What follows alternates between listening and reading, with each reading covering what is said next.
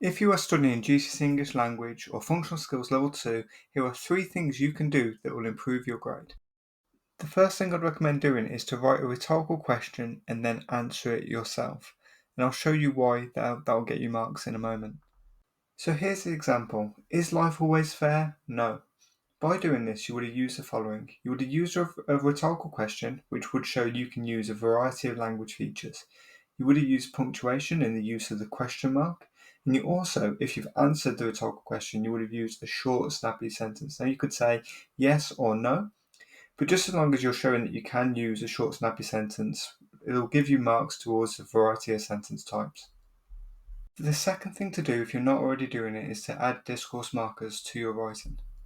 So discourse markers are words like however and on the other hand, and what they do is they show complex arguments or relationships between ideas. Here's the example. Many people think that banning smoking is a good thing, however they fail to address the concerns around freedom of choice. By doing this, you would have used the following. You would have used an organisational feature in the word however. You would begin to set yourself up to deliver more of a complex argument, and you would have varied your sentence types by adding in that discourse marker to either make a compound or a complex sentence. The last thing that I'd recommend doing is to use a cyclical structure and add a language feature to your writing. A cyclical structure is when somewhere, usually in the first paragraph, somebody makes a compelling point and then they kind of return to it in the last paragraph, somewhere in the last paragraph. So if we have a look at our example, global warming is something that affects us all, but in the end, it's down to you to do the right thing. So let's look at that last statement. In the end, it's down to you to do the right thing. What I've done there is I've included a language feature that's direct address where I'm directly talking to the audience, and it's also quite a compelling, quite emotional point.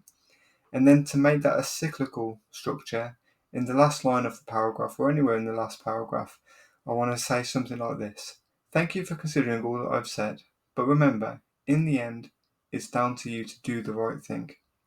So that way my argument is coming full circle. That's why they call it a cyclical structure. The reason why I'm suggesting you to do this is it shows that you've got a clear and deliberate structure. That means that you've thought about it from the beginning to the end. You're not just writing and panicking in the exam.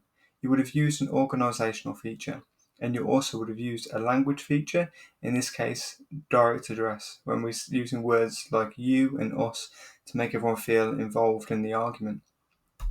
Finally, if you like the video, please like and subscribe. Thanks for watching.